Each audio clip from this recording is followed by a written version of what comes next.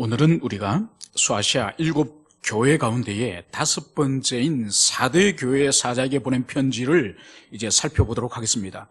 먼저 소아시아 7도시 7교회는 이걸 예전에 우리 신학교 다닐 때는 이걸 순서를 잘 못 외워가지고 그래서 이제 앞머리에 있는 그 도시 이름을 땄습니다. 그래서 에스버두사빌라 이렇게 해서 7개 도시 7개 교회를 그렇게 한 거죠. 그러니까 이 도시의 지도를 보면은 제일 첫 번째 있는 이 에베소 도시가 제일 하단에 있습니다. 그러니까 시계로 친다면은 6시 방향에 이 에베소서가 있습니다. 그래서 여기서부터 에스버두사빌라. 그래서 이 한 바퀴를 도는, 이 7개 도시가 한 바퀴를 도는 이 순환 고속도로 가운데에 이 도시들이 있는 거예요. 그걸 여러분들이 이해하시고, 지금 오늘 이 도시는 바로 이 사데라고 하는 이 도시는 지난주에 우리가 살펴봤던 두아디라에서 남쪽으로, 이제 한 바퀴를 돌면서 남쪽으로 한 48km 정도 내려오는 그 지점에 이 사데라고 하는 이 도시가 있습니다. 이 도시는 고대의 리디아 왕국이라고 불렸던, 그러니까 로마 제국에 편입되기 전에 고대 리디아 왕국의 수도였습니다. 이 사데라는 이 도시가. 이 도시가 매우 독특한 그런 위치에 있는데, 아주 높은 산 봉우리에 있는 그런 도시예요. 이런 도시인데, 이 도시는 남쪽 한 변만 빼고 동서북이 모두 다 450m 정도 높이 되는 수직 절벽으로 되어 있는 도시예요. 그러니까 남쪽 한 면만 이제 평지로 연결되어 있고, 이 세 면은 모두 높이가 한 450m 정도 되는 엄청난 바위 절벽으로 이 도시가 둘러싸여 있는 거예요. 그러니까 완전히 천혜의 요소죠. 암만 방어하면은 절대로 이 산면은 높이가 450m 정도 되는 엄청난, 그러니까 관악산 정도 가까이 되는 그런 바위 절벽으로 이 세면이 둘러싸이기 때문에 절대로 이 도시를 함락시킬 수 없는 그런 도시라는 것을 우리가 알 수 있는 거죠. 그리고 이 도시 앞으로는, 이 4대 도시 앞으로는 또 고속도로가 지나가지 않습니까? 그러니까 교통이 발달해 있고 일찍이 양모산업과 염색산업이 발달해 있습니다. 그리고 무엇보다도 이 도시의 특징 가운데 하나는 바로 이 도시 한가운데로 크지 않는 작은 강이 이제 흘러가는데, 이 파크툴루스라는 이 강이 흘러가는데, 이 강에는 엄청나게 많은 사금이 묻혀있는 그런 강이에요. 그러니까 이 사데라고 하는 이 도시, 이 고대 리디아이라는 이 나라는 엄청나게 많이 묻혀있는 이 강의 사금을 가지고, 이 도시는 황금의 도시예요. 황금의 도시. 그러니까 이 도시에 이 크로에수스라고 하는 왕이 있었습니다.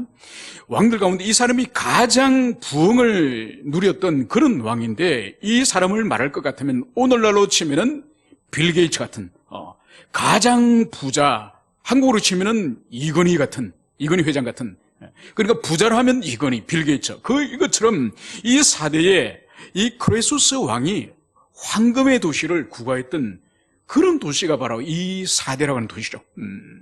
여러분, 그렇기 때문에 철통 같은 외적으로부터 보호될 수 있는 이러한 위치, 그리고 엄청나게 생산되는 황금, 그리고 에베소의 아데미 신전을 비길 만한 바로 어머니 신이라 불린 시빌레 여신의 거대한 신전이 또 이 도시에 있습니다. 그러니까 영적으로 우상 숭배하고 부유하고, 그리고 외적의 침입이 없는, 그래서 이 도시의 특징은 바로 방탕할 뿐만 아니라 또 적으로부터 이 도시가 보호될 수 있다고 하는 그러한 무사안이란 그런 사상들, 이런 것들이 이 도시에 기본적으로 깔려 있다는 것을 여러분들이 염두에 두시고 오늘 4대 교회에 대해서 살펴보도록 하겠습니다. 오늘 3장 1절에서 예수님께서는 이 4대 교회에게 편지하라, 이 4대 교회 사자에게 편지하라, 이 말씀을 하시면서 이 4대 교회를 향해서는 당신 자신이 어떤 분이신지를 이렇게 계시를 하고 있습니다. 하나님의 7 영과 7 별을 가지시니가 이르시되, 그러니까 예수님이 이 4대 교회를 향해서 자신이 바로 하나님의 7 영과 7 별을 가지고 있는 이 별을 쥐고 있고 일곱 영을 쥐고 있는 이런 분이라는 것을, 그것을 주님께서 여기서 계시를 하고 있습니다. 여러분, 우리는 이미 살펴본 것처럼 일곱 별이 의미하는 것은 뭐죠? 그것은 바로 일곱 교회의 사자라, 즉 일곱 교회 안에 있는 목회자나 또 장로나 교회의 지도자를 말하는 것입니다. 그 교회의 목자들, 지도자를 주님께서 붙잡고 있는, 장악하고 있는 그것을 말하는 거죠. 여러분, 그래서 이 지상의 교회는 어느 교회든지 사람들이 겉으로 볼 때는 목회자들과 장로들과 교회 지도자들이 함께 모여서 재직회도 하고 당회를 하고 회의를 하고 논의를 해가지고 그 교회를 마치 운영하는 것처럼 그렇게 보이지만은 그것이 아니라는 거예요. 오늘 예수님은 일곱 교회의 별을 주님이 쥐고 있다, 이 말씀을 하시는 거죠. 그래서 목회자에게 있어서나 아니면 교회의 지도자들에게 주님이 그 교회에 필요한 말씀을 주님이 보내주시고, 또 그 교회에 잘못 가고 있는 방향에 대해서 주님께서 양심을 찔러서 그 내면에 주님께서 책망하시고 지적하시고, 때로는 그 교회가 침체 가운데 있거나 그 교회 지체들이 이제 영적으로 처져 있을 때에 이제 그 목자들을 통해서 격려하시고 새 힘을 주시고, 또 그리고 그 교회가 나가야 될 방향에 대해서 도전을 주시고, 그래서 주님께서는 그 교회의 이 별들, 이 지도자들, 이 사람들을 주님이 친히 그들의 영혼과 마음을 장악하심으로 그 지상의 교회를 이끌고 감을 오늘 예수님께서는 바로 일곱 개의 별을 내가지고 있다, 이 말씀을 여기서 하시는 거죠. 그리고 주님께서 일곱 영을 가지신 분이시다. 이것은 우리가 이미 살펴본 것처럼 일곱 영이라고 하는 것은 영이 일곱 개라는 뜻이 아니라 일곱은 완전한 수요, 충만한 수요 의미지 않습니까? 그래서 일곱 영은 바로 성령님을 의미하는 거죠. 성령 하나님을 의미하는 거죠. 그래서 우리 주님께서는 교회를 세우시고 교회를 인도하시고 교회에 간섭하시는 이 성령님을 바로 교회 머리 되시는 우리 주님이 친히 이제 주관하고 계신다, 이 말씀을 여기서 하는 거예요.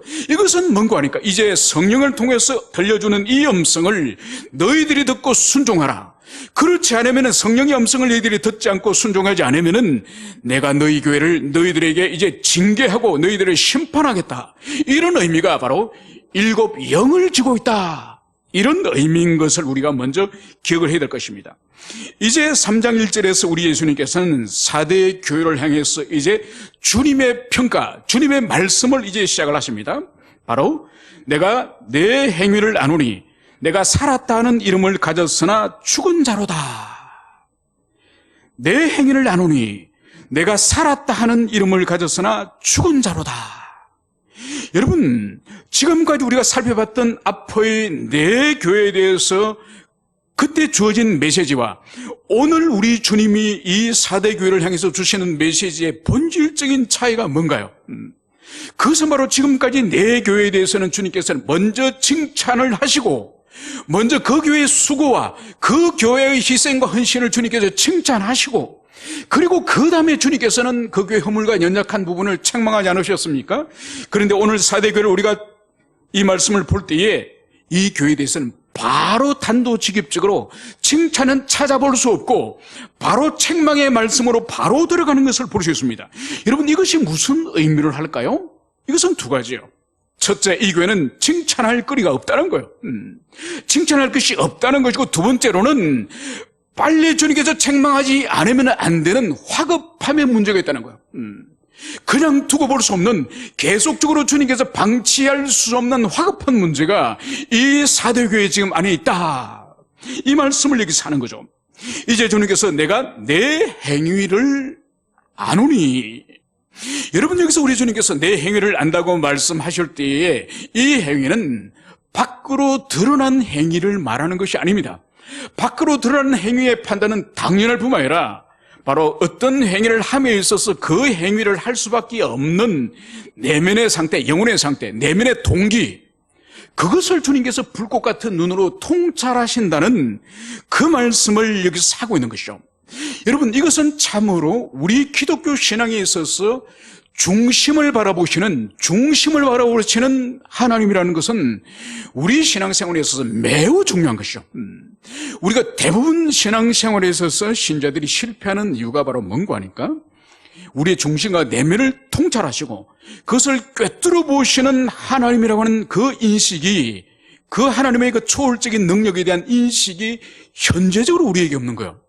여러분, 이것이 우리 신앙생활에 있어서 가장 실패의 큰 원인이에요. 여러분, 만약 우리의 삶이 투명한 유리로 된 그런 상자와 같은 그런 집안에서 산다고 한다면은 우리의 삶이 어떻겠습니까? 그래서 모든 사람이 우리의 삶에 대해서 언제든지 감시할 수 있고 바라볼 수 있고, 그래서 유리상자 같은 삶에서 집에서 산다고 한다면은 함부로 더러운 짓이나 함부로 부끄러운 짓이나 그런 일을 할 수 있을까요? 감히 못합니다. 사람들이 보지 않는다고 하니까 우리가 더러운 일을 하고 더러운 삶을 사는 것이죠. 그런데 그것이 아니라 하나님은 마음의 움직임까지, 마음의 살핌까지도 정확히 통찰하시는 분이라는 이것을 우리는 수시로 그것을 망각하는 거예요. 그렇기 때문에 우리는 진실한 정직한 삶을 신앙생활 가운데서도 살지를 못하는 거예요. 여러분, 그래서 가장 신앙생활에서 중요한 것이 바로 뭔고 하니까 하나님 앞에 진실해지는 거예요. 여러분, 이것만 우리가 붙잡고 있다고 하더라도 우리의 기도가 얼마나 급한가, 얼마나 허황된 것과, 얼마나 우리 인생의 목표가 얼마나 헛된 것이 많은지 몰라요. 그런 것분들이 진실로 내 중심과 내 내면을 꿰뚫어 보고 계시는 분이 하나님이라는 것을 우리가 붙잡고 있으면은 우리의 기도가 얼마나 진실하고 우리의 삶이 얼마나 진솔한 삶으로 변화되는지 모릅니다. 여러분, 오늘날 보십시오. 오늘날 지금 우리가 살아가고 있는 이 나라와 지금 이 전 세계에 큰 화제가 되고 있는 지금 우리 남북의 문제를 보십시오. 북한의 지도자는 전혀 자기 자신들의 핵을 포기할 의사가 없었습니다. 전혀 없었는데 그것을 포기할 의사가 있다고 온 세상에 뉴스를 알리고, 그렇지만 2년이 지나니까 어떻게 됐습니까? 거짓이라는 것이 드러난 것이죠. 결국은 전 세계와 특히 우리 남쪽에 있는 대한민국과 세계 지도자를 어떻게 한 겁니까? 속인 거죠, 속인 거. 여러분, 이것이 드러난 거예요. 여러분, 참다운 신앙을 가지고 하나님 앞에 살아간다고 하는 의식이 있다고 한다면은 사람을 속일 수가 없는 거예요. 당연히 하나님을 속일 수가 없죠. 여러분, 그러므로 말하면 진실이 얼마나 중요한지 모릅니다. 제가 예전에도 말씀드렸죠, 그죠? 예전에 1900년도 초에 이 구한 말에 이제 대한제국이 멸망하기 직전에 그러니까 평양을 비롯하여 서울을 비롯하여 좀 각성한 조선의 지도자들이 온 도시를 돌아다니면서 이제 백성들을 계몽하려고 강연을 얼마나 많이 했는지 모릅니다. 그 가운데 평양에서 이 도산한 창호 선생님이 피를 토하도록 외친 것이 바로 뭔가 하니까 조선이 지금 풍전등화해 있고 조선이 이제 일본에게 먹히려고 하는 것은 일본이 강해서가 아니라 조선이 거짓말장이고 조선 사람들이 진실이 없기 때문에 우리가 지금 많은 것입니다. 이것을 토설했습니다. 여러분, 그때만 하더라도 기독교가 0.1%가 안 됐어요. 0.1%. 전 국민 가운데 기독교인이 0.1%가 안 됐다니까요. 1200만 국민 가운데 10,000명이 안 됐다니까요. 그때 그런 일이 있다고 한다면 이해가 되죠. 그런데 지금 전 국민 가운데 약 15%에서 20% 되는 이 그리스도인이 있음에도 불구하고 지금도 우리 대한민국 국민이 이 거짓말의 문제, 거짓의 문제, 속임의 문제, 이걸 우리가 극복을 못한 거예요. 교회는 1000배 이상 교회가 성장했는데도 이 문제를 극복하지 못했다고 한다면 우리의 신앙과 우리 삶에 얼마나 문제가 심각한지 그것을 보여주는 것이죠. 오늘 주님께서는 이 사도교회를 향한 주님의 진단은 내가 살았다 하는 이름을 가졌으나 죽은 자로다. 여러분, 지금 이 사도교회를 향해서 이 당시의 이 사대라고 하는 이 도시, 그 주변의 도시에서 이 사도교회는 살아있는 교회다, 역동하는 교회다. 이것이 바로 이 사도교회에 관한 그런 평가예요. 여러분, 그러니까 이 사도교회는 이 도시가 부자들의 그런 도시니까, 황금의 도시니까 이 교회도 얼마나 부유했겠습니까? 그러니까 일찍이 많은 성도들이 예배에 참여하여서 큰 예배당을 지었을 테고, 그리고 이 교회는 이제 많은 헌신을 통해서 이제 예배당이 있을 뿐만 아니라 교육관도 있을 테고 문화센터도 있을 테고 많은 그런 재산을 가지고 있는 그런 도시였을 것입니다. 오늘날로 친다면은 교회에 끊임없는 행사와 사역들이 계속되어지고 프로그램이 계속되어지고 수많은 학교들이 만들어지고 수많은 사역자들이 세워지고 그래서 그 도시 안에 많은 부유한 사람들이 이 교회에, 이 사대교회에 참여했을 겁니다. 특별히 이 사대교회는 자료들 가운데에 이 교회는 우상숭배뿐만 아니라 황제숭배에 대해서 강요를 당했다는 그런 흔적을 찾아볼 수 없습니다. 그리고 이 4대 도시는 다른 도시에 비해서 박해가 아주 없었던 아주 평온한 그런 도시임을 그것이 분명합니다. 그러니까 아주 나태한 가운데서 평화로운 가운데서 신앙생활을 그 많은 물질을 가지고 실컷 할 수 있는 그런 자유로운 교회임이 분명합니다. 여러분, 그래서 그 도시와 그 주변 사람들에게 이 4대 교회 하면은 살아있는 교회, 역동하는 교회, 많은 사역을 하는 교회, 그렇게 사람들에게 박수를 받은, 칭찬을 받은 그런 도시예요. 그런 교회예요. 그런데 오늘 주님의 오늘 관점으로, 주님의 눈으로 볼 때는 이 교회가 어떤 교회라고요? 살았다 하는 이름을 가졌으나 실상은 죽은 교회다. 이 말씀을 여기서 하는 거예요. 여러분, 그렇기 때문에 교회의 머리 대신 우리 주님의 평가는 사람들이 볼 때는 역동적이고 살아있는 것 같은 그런 교회라 할지라도 우리 주님의 눈에 의해서는 전혀 다른 평가를 볼 수 있는 그것이 바로 주님의 평가예요. 그래서 역동적이고 살아있는 교회지만은 주님의 눈에는 죽었다는 그 말씀을 여기서 하는 거예요. 여러분, 여기서 죽었다고 오늘 주님께서 말씀하실 때 이미 죽어서 시체처럼 되어버린 그런 교회란 말이 아니에요. 이 원문의 의미는 바로 뭔가 하니까 급속도로 지금 죽어가고 있는 그런 교회다. 이런 의미라는 것을 여러분들이 기억을 하셔야 됩니다. 그래서 마치 이것은 중환자실에서 입에는 산소 호흡기를 끼고 그리고 몸에는 수십 개의 링거 줄을 주렁주렁 달고 있는 중환자실에 있는 그런 환자라고 생각하시면 됩니다. 여러분, 중환자실에 여러분들 가보셨겠죠? 가보시면은 거기 누워있는 환자가 어떻습니까?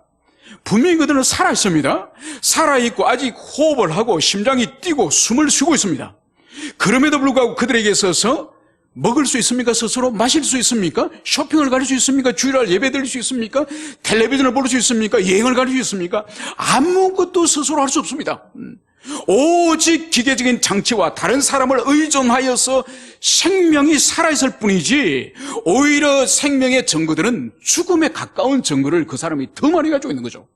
지금 4대 교회가 바로 겉으로는 살아있는 것처럼 역동적인 그런 교회처럼 보이지만은 그러나 주님의 눈에 볼 때는 이미 죽어가고 있는 그런 교회라는 것을 오늘 주님께서 여기서 말씀을 하고 있습니다.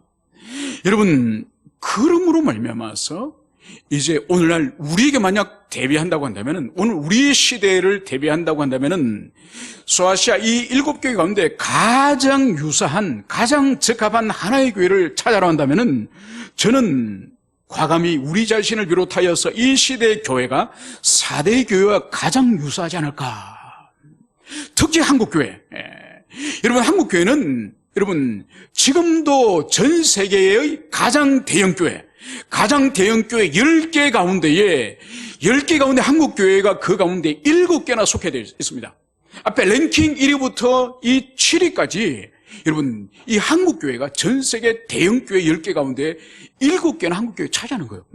세계 선교 역사상 가장 짧은 시간 안에 교회가 거대해지고 그리고 수많은 성도들이 교회 속으로 이제 몰려들어온 이것은 2000년 교회 역사 가운데 한국 교회가 유일한 것입니다. 여러분, 그럼에도 불구하고 선교학자들이 말하는 것은 바로 뭔가 하니까 가장 빠른 속도로 성장하고 가장 빠른 속도로 타락하고 쇠약해지는 교회 또한 한국 교회다. 여러분, 그래서 보세요. 이 거대한 예배당들과 수많은 사람들이 줄마다 교회에 몰려들고 그리고 교육관, 복지관, 이제는 문화센터, 백화점보다 더 좋은 문화센터들 그리고 수많은 학교들, 수많은 프로그램들 얼마나 많은 역동적인 사역들이 있습니까? 그죠? 여러분, 그럼에도 불구하고 지금 한국 교회는 한국 사회에 전혀 존재감도 없고 전혀 거룩한 영향력을 세상에 미치지를 못하는 그런 맞설 이런 소금요, 빛을 이런 등잔불 같은 그런 교회가 바로 4대 교회 같은 것이 한국 교회예요. 그래서 7교회 가운데 가장 오늘날 우리 자신을 비롯하여서 이 한국교회의 유산 하나의 교회를 꼽아라 한다면 이 4대교회, 4대교회. 그래서 살았다는 이름을 가졌으나 실상은 죽은 생명력이 없는 거룩한 능력이 세상으로 흘러들어가는 것이 아니라 오히려 세상에 들어온 영향력이 교회 속으로 오래 역류하는 이런 문제가 바로 오늘날 한국교회요 4대교회의 문제라는 것을 오늘 주님께서는 그것을 말씀하고 있습니다. 여러분, 그러므로 말미암아서 오늘 저에게 어떤 사람이 아니 오늘 한국교회가 당신들의 교회가 4대 교회 같은 증거가 무엇입니까? 이것을 묻는다고 한다면 제가 단호히 말할 수 있는 것이 바로 뭔가 하니까 성령의 역사가 멈춰버렸다. 아무리 큰 교회가 세워지고 수천 명, 수만 명이 모인다 할지라도 그 드려지는 예배 가운데에 성령의 역사를 통해서 죄인들이 회개하고 죽었던 영혼들이 살아나고 자신의 죄를 참여하고 그런 역사가 멈춰버리지 않았습니까? 여러분, 그런 소문을 들어본 적 있습니까? 한교 회심의 역사가 일어나서 영혼이 뒤집어지고 영혼들이 죄 때문에 떼굴떼굴 구른다고 하는 그런 대각성의 역사가 여러분 들어보셨습니까? 여러분, 전국에 10만 교회 가까운 교회들이 있지만은 그 역사가 멈춰져 버렸습니다. 죄를 품고 죄를 먹고 마시면서 계속 교회에 와서 예배를 드리면서도 변화되지 않는 영혼을 가지고 살아가는 것이 오늘 한국교회요 바로 4대 교회라고 하는 증거가 여기서 분명히 있는 것이죠. 여러분, 그래서 우리가 정말로 간절히 강구해야 될 것은 여러분, 우리 개인도 그렇고 우리 가정도 그렇고 우리 교회도 그렇고 이 한국교회 우리 간절히 구해야 될 것은 다른 게 아니에요. 예배당 짓게 해주세요, 교육관 만들어주세요, 복지관 짓게, 이게 아니요. 성도들 늘려주세요, 이것이 아니요. 한 명이 모이든지 3명이 모이든지 10명이 모이든지 그 모임의 현장에서 성령의 능력이, 성령의 나타나심이 있어야 되는 거예요. 그래서 회개하고 참여하고 돌이키고 변화되고, 여러분, 이것이 한 명이 모이는 교회든지 10명이 모이는 교회든지 100명이 모이는 교회든지 성령의 나타나심이 있을 때에 그것이 참교예요. 여러분, 4대교의 본질은 성령의 나타나심이 멈춰버린 거예요. 그래서 죽는 거예요, 여러분. 여러분, 그래서 우리가 몇 명이 모여서 예배를 드리지 간에 하나님, 내 영혼의 성령의 역사가 나타나기 원합니다. 우리 가정에 성령님께서 우리 각자를 깨뜨리시고 변화시키시고 책망하시고 인도하시고, 우리 교회도 주님께서 우리는 그 영혼을 알지 못하지만은 그 영혼에 필요한 주님의 각성과 은총을 베풀어 주십시오. 여러분, 이것이 있어야 돼요. 그래서 교회에서뿐만 아니라 직장에서도 다른 교회를 다니는 직장의 동료를 만나라도 우리 교회에서는 이번 주에 이런 성령의 역사가 일어나서, 우리 교회에서는 성령의 역사가 이런 것이 일어나서, 이런 말을 서로 할 수 있도록 그런 우리가 기도를 해야 돼요.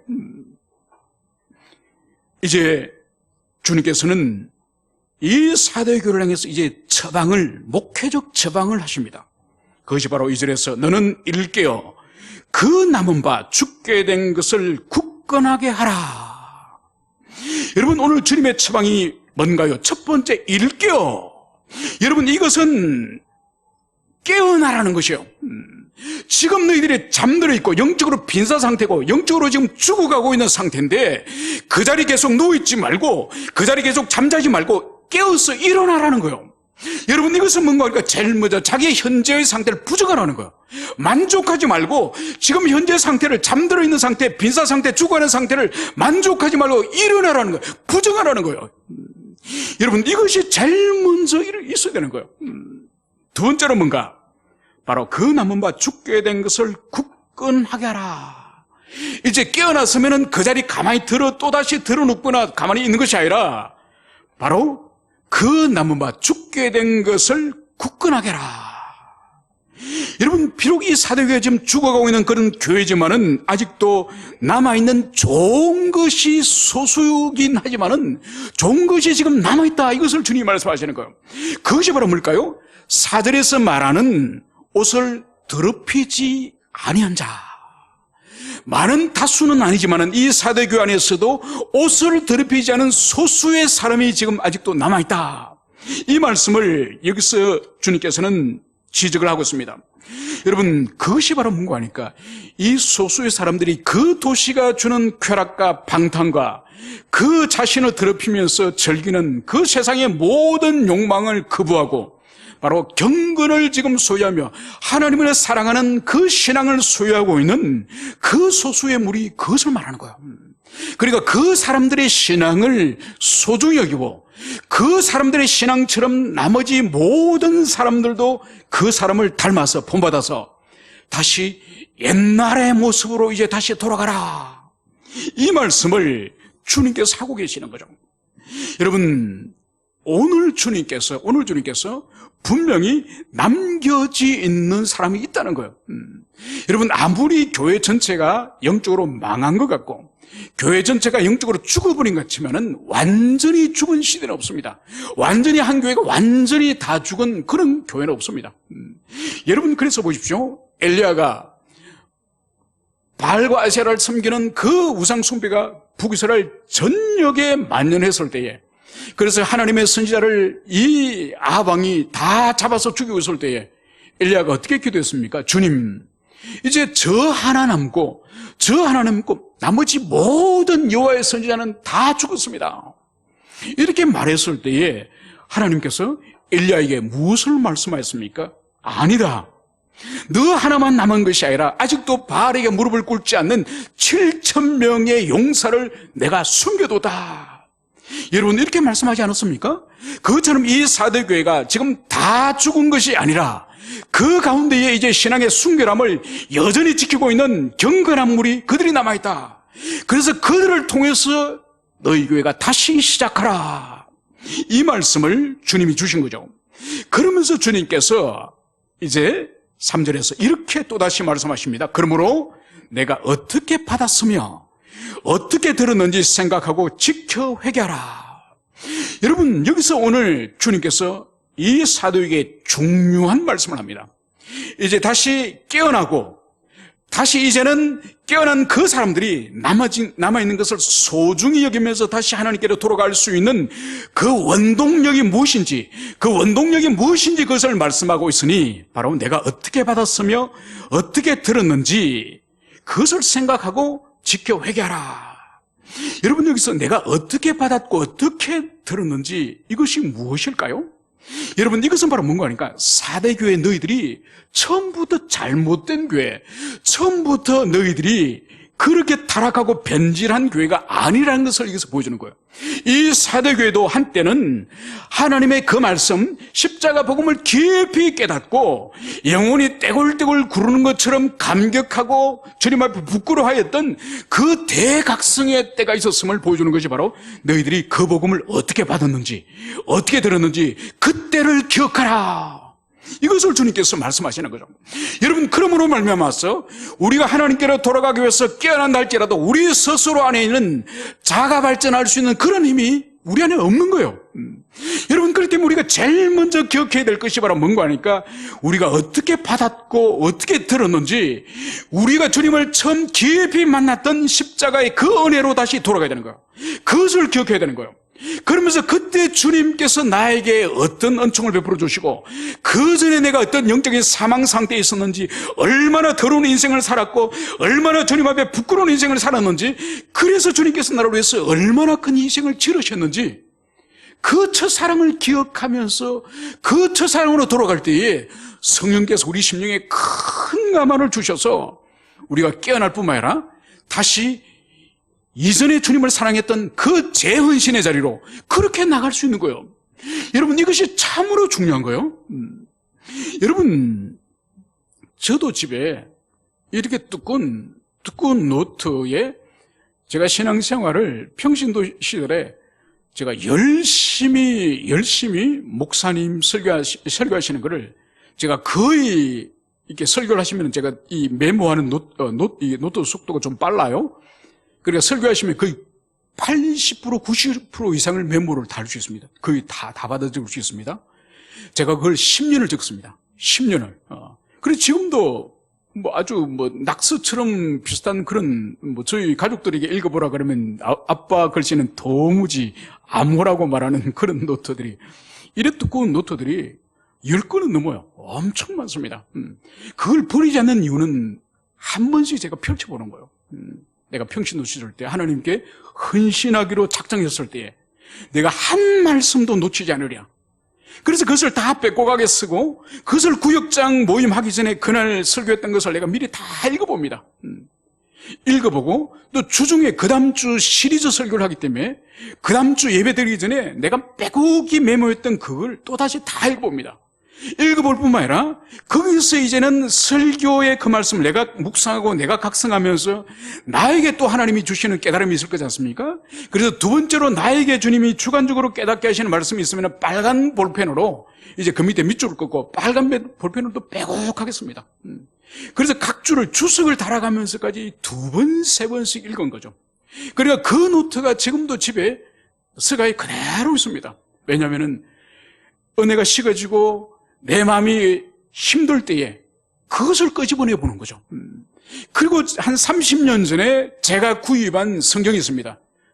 제가 그때마다로도 가장 좋은 성경, 가장 보기 좋은 성경, 비싼 성경, 그 성경을 사고 싶어서 제가 그 당시마다라도 빌라 같은 것을 지을 때에 이 방통이라고 해서 이렇게 모래나 자갈을 메고 이제 올라가서 2, 3층에 이제 올라가는 그 노가다가 있습니다. 그걸 이틀을 해가지고 제가 그 성경을 샀습니다.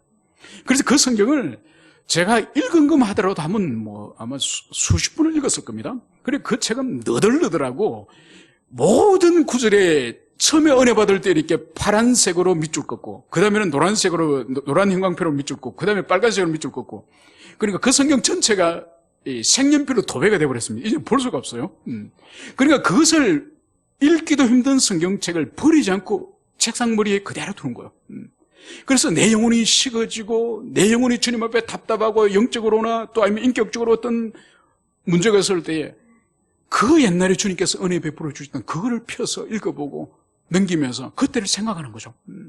여러분 오늘 주님께서 이 사도교를 통해서 내가 어떻게 받았는지 어떻게 들었는지 너희들도 처음 그 주님을 만났던 처음 사랑이 있지 않느냐 그걸 회상하고 그것을 기억하며 그것을 원동력으로 하여서 그것을 상기할 때에 성령님께서 부어주시는 그것을 원동력으로 해서 다시 회개하라 다시 참여하라 이것을 주님께서 말씀하시는 거예요.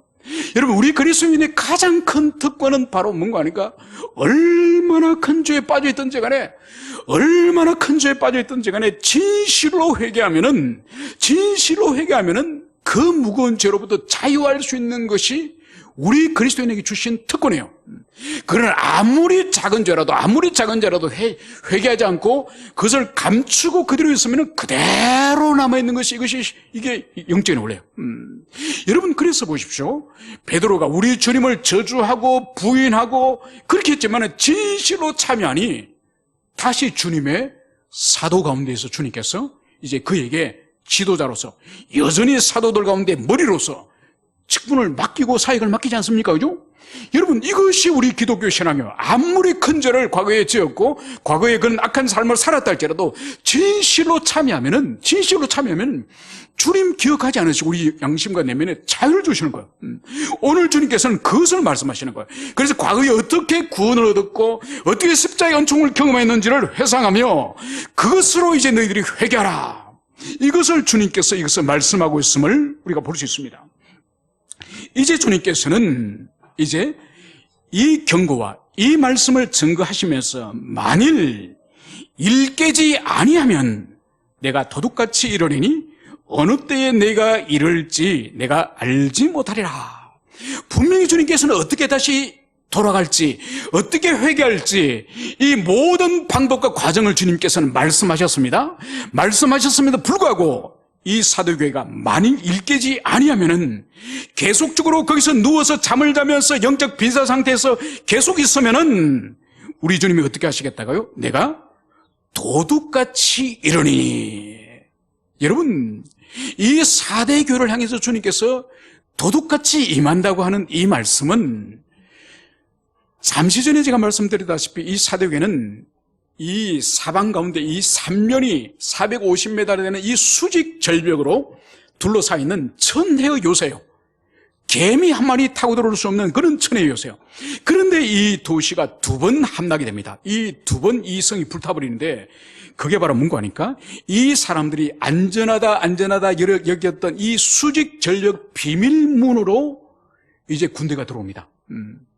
그래서 거기를 지키지 않고 이곳은 안전하기 때문에 지키지 않고 그들이 방심하는 틈에 이 수직 전력 비밀문을 타고 들어와서 이제 안티오쿠스와 그리고 이 페르시아 고레스 황제가 이 문을 통해서 들어와서 이 도시가 전멸하는 거죠. 그것을 지금 상기시키는 거예요. 그래서 이 주님께서 너희들이 깨어나라고 말씀하셨음에도 불구하고 일어나지 않을 때에 마치 두 번씩이나 이 사도의 이 성이 불타버린 것처럼 주님께서 이들 몰래 도둑처럼 오셔서 이제 그들에게 주님께서는 심판하시겠다. 이 말씀을 주님이 하시는 거예요. 여러분, 여기서 주님이 도둑처럼 오신다는 의미는, 주님이 오신다는 이 의미는 재림의 주님을 말씀하시는 거 아니에요. 마지막 날 재림하실 그때 주님이 오신다는 그 의미가 아니라 이것은 바로 뭔가 하니까 주님께서 개인이나 가정이나 교회나 한 국가나 계속적으로 당신의 종들을 통해서 하나님의 말씀을 보내셔서 경고하지 않습니까? 계속적으로 책망하고 경고하고 회개하고 돌이키라고 말씀하십니다. 그럼에도 불구하고 그 개인이나 그 가정이나 그 교회나 그 시대 국가나 돌이키지 않을 경우에는 주님께서 수시로 오셔서 역사 가운데에 그 개인이나 그 가정이나 그 교회나 그 시대를 주님께서 심판하시겠다, 징계하시겠다는 뜻이 바로 오늘 여기서 도둑처럼 오시겠다는 거예요. 여러분, 이것을 기억하셔야 됩니다. 여러분, 그렇기 때문에 한 개인이 갑자기 어떤 일을 당하거나 한 가정이 큰 어려움을 당하거나 한 교회에 어떤 큰 일이 일어나거나 한 시대나 국가나 민족, 나라에 큰 재앙적인 혼란이 일어날 때는 세상 사람들은 원인을 다른 데서 찾지만은 우리 그리스도인은, 교회는 항상 생각이 될 것이 바로 뭔가 하니까 하나님께서 왜 이 혼란을 허락하셨을까? 이것이 징계적인 의미가 아닐까? 물론 100% 다 징계적인 의미는 아니에요. 욥처럼 전혀 우리가 예상할 수 없는 그런 초월적인 그런 하나님의 섭리 가운데 그런 일이 일어나지만은 제일 먼저 신자들이 염두에 둘 것은 바로 이것은 하나님께서 간섭하시는 징계가 아닌가, 이것을 우리가 먼저 생각해야 되는 거예요. 오늘 우리 주님께서는 일 깨지 않으면은 도둑처럼 와서 이 사도교를 향해서 주님께서 간섭하시고 고난과 환난을 주시겠다, 이것을 말씀하시는 거예요. 여러분, 그렇기 때문에 반복적으로 말씀드리지만은 지금 보십시오. 전 세계에서 지금 당하고 있는 이 중국 폐렴으로 말미암은 이 엄청난 이 팬데믹 현상, 여러분, 인류 역사 가운데에 가장 짧은 시간 동안에 전 세계 대륙이 한꺼번에 이런 환란에 들어가는 적은 전 세계 가운데, 인류 역사 가운데 없었습니다. 한 번도 경험하지 못한 인류 역사를 지금 우리가 경험하는 거예요. 여러분, 하나님의 손이 짧아서 치료하는 역사의 능력이 하나님이 이제 사라지셔서 이런 일을 허락하셨을까? 아니에요. 여기서 우리가 들을 수 있는 것은 인류가 그동안 과학과 기술과 의료를 통해서 하나님 없는 유토피아를 충분히 만들 수 있다고 하는 이 인간의 헛됨, 이것을 주님이 경고하시면서 창조주 하나님께로 돌아오라. 여러분, 이제는 말세가 인류의 그 마지막 역사의 완성이 점점 다가오고 있다고 하는 이 뚜렷한 증거가 바로 전 세계적인, 한 지역적인 징계가 아닌 전 세계적인 이 종말이 지금 점점 더 가까이 왔다고 하는 결정적인 증거가, 전 세계적인 이 징계가, 하나님의 간섭이 지금 일어나고 있다는 것을 우리가 이것을 보는 거예요. 그래서 예수님이 말씀하신 것처럼 너희들이 하늘의 기후는 분별하면서 이 영적인 현상은 분별하지 못하겠느냐. 여러분, 그래서 이런 일을 통해서 우리는 이 종말의 역사의 완성이, 주님의 재림이 다가오고 있다는 이것을 깨어서 우리 그리스도인은 그것을 겪게 되는 거예요. 여러분, 그럼 반드시 수반되는 것이 바로 뭐죠? 바로 환란이라고 하는 거예요. 특별히 교회 환란이. 여러분, 그래서 이 한국교회도 지난 70년 동안에 우리는 무한한 종교의 자유를 누렸습니다. 여러분, 이제는 더 이상 그런 자유를 이제는 누리기 힘들 겁니다. 앞으로 점점 더 예수를 믿고 신앙생활을 한다는 것은 더 무거운 짐을 지고 더 무거운 환란을 당할 거예요.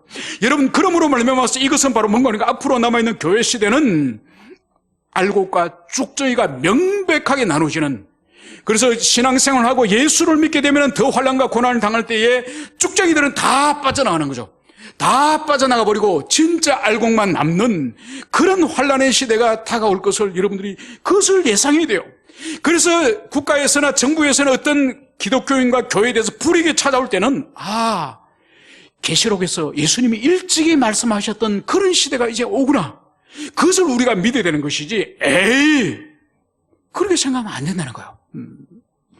이제 오늘 주님께서는 이제 여기서 더럽히지 않는 바로 이 몇 사람들이 이제 흰 옷을 입고 우리 주님과 함께 다니라. 그것은 바로 그들이 합당한 자임이 영구다. 이 말씀을 여기서 말씀을 하고 있습니다. 여러분, 성경에서 이 옷, 특히 흰 옷, 이 의미가 뭘까요? 성경에서 옷이라고 말하는 것은 우리가 단순히 입는 이 옷을 말하는 것이 아닙니다. 그 사람의 신분을 의미해주고, 특별히 흰 옷이라고 하는 이것은 바로 뭔가 하니까 그 사람의 영혼의 상태, 내면의 상태를 이 흰 옷이 의미하는 거죠. 그래서 이 흰 옷은 지상의 옷을 말하는 것이 아니에요. 천상의 옷이 흰 옷입니다. 성경 가운데 특별히 계시록 4장에서 가면은 이 하늘 보좌가 있고 하늘 보좌를 중심으로 해서 천상의 예배드린 모습을 이제 기록을 하고 있지 않습니까? 바로 하나님의 보좌 앞에서 24장로, 그 24장로가 입은 옷이 바로 뭔가요? 흰 옷, 흰 옷. 여러분, 그래서 이 흰 옷은 그리스도 예수를 믿음으로 말미암는 칭의의 옷, 바로 칭의를 상징하고, 그리고 두 번째는 뭔가 하니까 이제 주님의 의를 덧입는 칭의일 뿐만 아니라 날마다 자신 속에 있는 죄성을 죽이며 우리 주님을 사랑함으로 우리 주님을 닮아가는 성화의 의. 그래서 칭의의 의와 함께 성화의 이 거룩함이 함께 있는 것이 이 흰 옷이요. 그래서 이 이기는 자, 이 승리하는 자, 이 끝까지 주님을 따르는 이 사람들에게 바로 주님께서 흰 옷을 입혀주시겠다.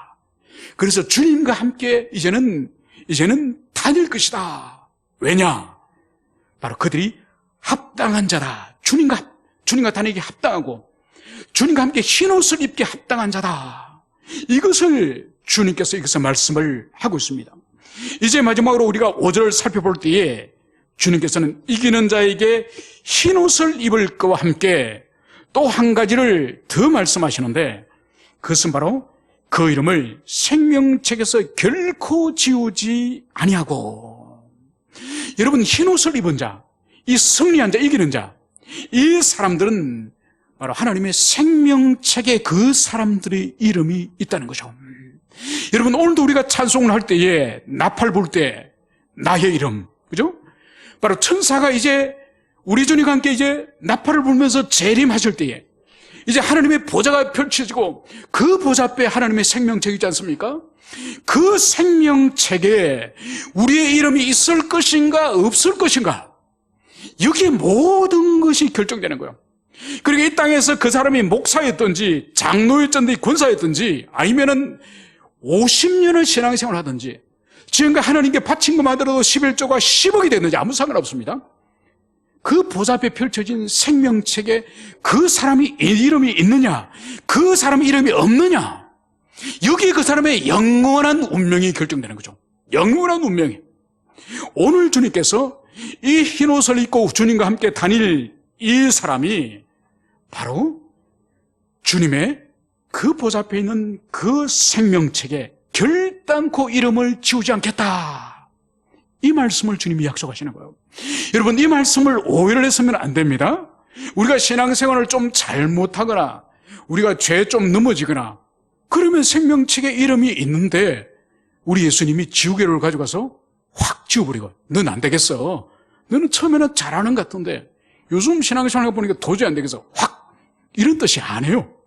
주님은 우리에게 구원을 취소하시거나 무효시키시는 그런 분이 아니에요.